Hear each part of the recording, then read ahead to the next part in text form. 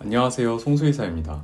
최근에 주변에 보면 되게 거대해지고 있는 비만 고양이들이 많아지고 있는 것 같아요. 고양이들이 이렇게 뚱뚱해지다 보면 되게 귀여워 보이는데, 이렇게 귀엽다고 해서 마냥 지켜만 보는 것, 방치하는 것은 되게 위험한 발상이 될 수 있어요.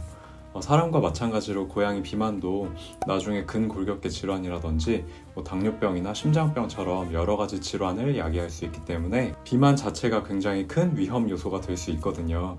그래서 오늘은 체중 감량이 필요한 거대 냥이들과 살고 있는 집사님들에게 어떻게 하면 고양이의 체중 감량을 시작할 수 있을지 몇 가지 팁을 한번 얘기해 볼까 합니다.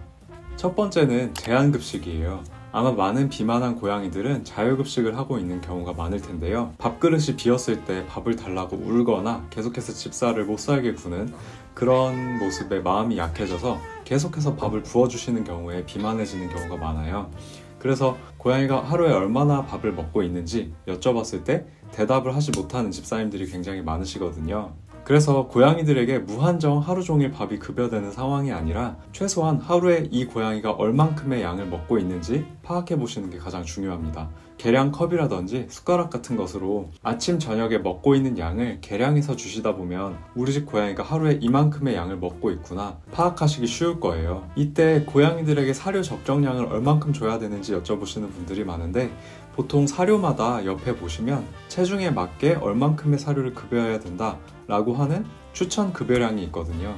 대신에 이 추천 급여량은 아이들마다 활동량이 다르고 기초대사량이 다르기 때문에 참고하는 용도로 사용하시되 일주일마다 고양이의 체중을 기록해서 체중 증가폭이나 감소폭을 보고 우리 집 고양이에게 알맞은 사료 급여량을 결정하시는 게 좋습니다. 그런데 이렇게 고양이들에게 제한급식을 할 때 가장 걸림돌이 되는 게 다묘 가정인 경우예요. 다묘 가정에서는 밥그릇을 이렇게 각자 두더라도 한 친구가 다른 고양이의 밥그릇을 탐하면서 더 뺏어 먹을 수 있기 때문에 되도록이면 제한급식을 할 때 분리된 장소에서 일정 시간 동안 사료를 급여하고 치워주시는 그런 방법으로 제한급여를 하시면 좋을 것 같고요. 보통 고양이들이 조금씩 나눠서 먹는 습관을 가지고 있지만 어린 고양이나 아니면 노령묘, 처방식을 먹고 있는 고양이가 아니라면 하루에 아침, 저녁 이렇게 두 번만 급여하시더라도 큰 문제가 되지는 않아요. 사실 공복 시간이 길어지는 것보다 비만한 상태로 오래 지내고 있는 게 훨씬 더 건강상의 위험을 초래할 수 있거든요.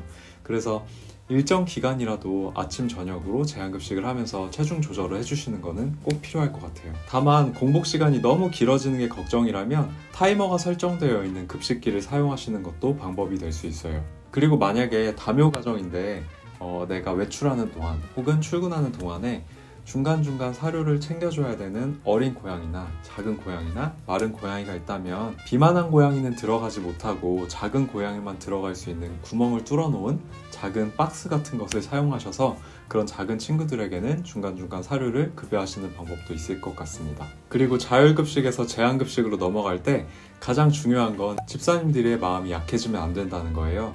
보통 비만 고양이들이 사료를 치워주고 공복 시간이 있게 되면은 계속해서 집사를 따라다니면서 운다든지 문을 긁거나 밥그릇을 긁거나 계속해서 보채는 경우가 있는데, 이때에는 놀이 행동이나 다른 장난감 같은 것으로 놀아주시면서 관심을 돌려주시고 마음이 절대 약해지지 말고 다음 급식까지 시간을 지켜주시는 게 좋습니다. 두 번째는 바로 사료 교체인데요. 비만한 고양이는 자기가 소모하는 칼로리보다 훨씬 더 많은 칼로리를 섭취하고 있을 거예요.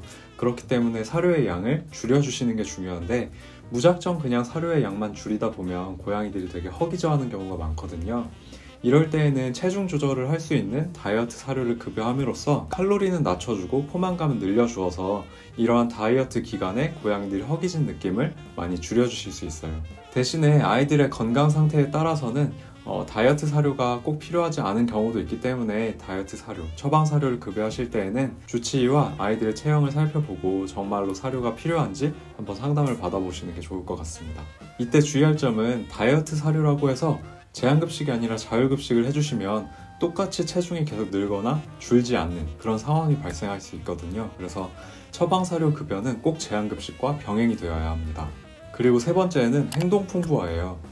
보통 고양이들이 하루 종일 집에서 먹는 것으로 스트레스를 풀거나 아니면 관심을 쏟을 게 먹을 것밖에 없어서 계속해서 집착하면서 먹게 되는 이런 과정을 통해서 비만해지는 경우가 많거든요. 이런 친구들은 보면 대체적으로 장난감이나 놀이 행동에 관심이 없는 경우도 많아요. 잠깐 놀다가 바로 뻗어서 자버리거나 밥그릇 앞에서 서성거리는 그런 모습을 볼 수 있거든요. 이런 친구들에게는 행동 풍부화를 어떻게 해줄 수 있느냐? 바로 퍼즐 피더나 아니면 먹이 장난감을 이용하는 건데요. 보통 비만한 고양이들이 장난감에 관심이 없고 먹는 것에만 관심이 많기 때문에 먹는 것을 좀 놀이 행동을 같이 하면서 먹을 수 있게 도와주시는 방법이에요. 예를 들면 흔들어야지 사료가 나오는 그런 장난감이나 천천히 발을 사용해서 먹을 수 있는 퍼즐 피더 같은 것을 사용하신다면 아이들이 오랫동안 시간을 끌면서 사료를 먹을 수 있고 시간을 먹는 것이 아니라 놀이 행동을 통해서 보낼 수 있기 때문에 체중 감량을 하는데 많은 도움이 될 거예요. 그리고 이마저도 우리 집 고양이는 관심이 없다. 그렇다면 밥그릇을 꼭 여러 군데 나눠서 이곳저곳에 숨겨두시는 방법도 있어요. 그래서 고양이가 한 곳에 앉아서 계속해서 밥을 먹는 게 아니라 밥을 찾아다니면서 여러 군데 돌아다니면서 먹을 수 있게 해주시는 그런 방법인데요. 방석 밑에라든지 선반 위에 이런 데 조금씩 숨겨두시는 것도 도움이 될 것 같습니다. 그리고 고양이들이 다이어트를 할 때 주의하실 점은 고양이들은 급격한 다이어트, 굶는 다이어트를 하게 되면 지방간이 생기는 것처럼 간 기능에 문제가 생길 수 있어요. 그래서 고양이들은 체중 감량을 할 때 한 달 기준으로 약 5% 정도의 체중만 감량될 수 있도록 속도를 조절해 주시는 게 굉장히 중요합니다.